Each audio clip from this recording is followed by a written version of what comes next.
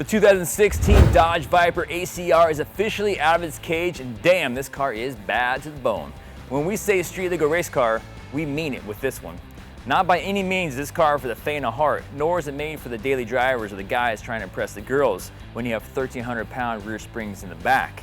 Yeah, 1,300-pound rear springs, that's twice as stiff as the Viper TA. This car isn't made for going over speed bumps. This car is made for just going really fast and shredding racetracks. It's truly a race car with a license plate option.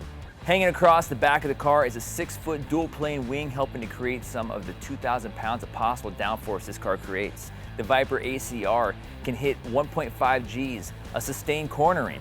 Many of the considered race-ready cars out there have zero, if maybe a few, racing adjustments. The ACR, on the other hand, has 10 different adjustments, and that's only in the aero department. Not to mention the coilovers, the Bilsting shocks, and a number of other things that you can tweak on. Holding the Viper ACR to the ground is a set of 19-inch Kuma V720 tires measuring 295/25 up front and 355/30s in the rear. Those are big. It's an extremely rigid chassis mixed out with those big tires, and you have a track shredding hellraiser. Slowing the car from 200 miles per hour are carbon ceramic Brembos all the way around. Big rotors up front, 15.4 inches with 6 piston calipers. In the rear, you have 14.2 inches of rotor and 4 piston calipers clamping down on those tires, getting them wound down. Under the hood, the Dodge Viper ACR carries over the 645 horsepower 8.4-liter V10 that's connected to a 6-speed Tremec TR6060 transmission. This car is an awesome machine, and that's just to say the least. It's a fantastic ride for any of those who truly appreciate a track-worthy race car. In other news, guess what? Camaro is coming out with the Generation 6, and guess where you can find it before anybody? Right here on PowerNationTV.com. We're going to be unveiling the car tomorrow, so stay tuned right here. We're going to be on the scene in Detroit as the cover comes off, and you will have the first pictures before anybody. That's right.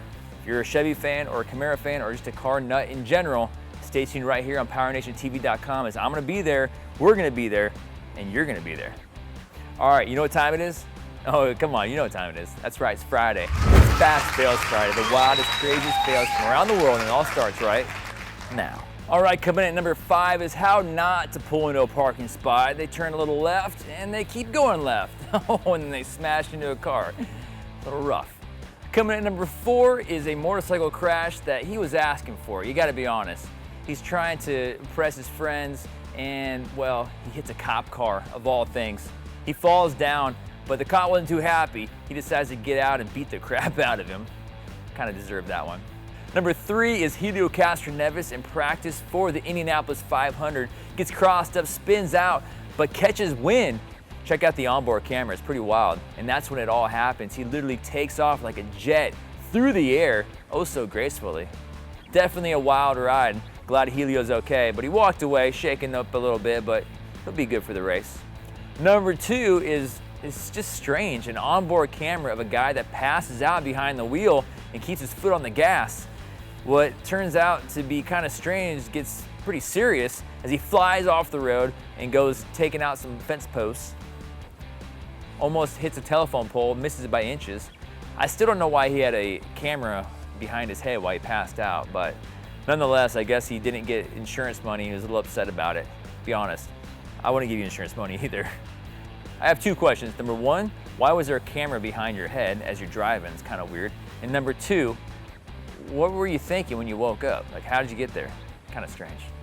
And number 1 for Fast Fails Friday goes out to our truck drivers out there, or tow truck drivers. There was a tow truck situation where a semi fell over, was carrying cars. The tow truck guy tried to do the right thing and bring it back on its wheels, but he over-rotated and dropped it back on its other side.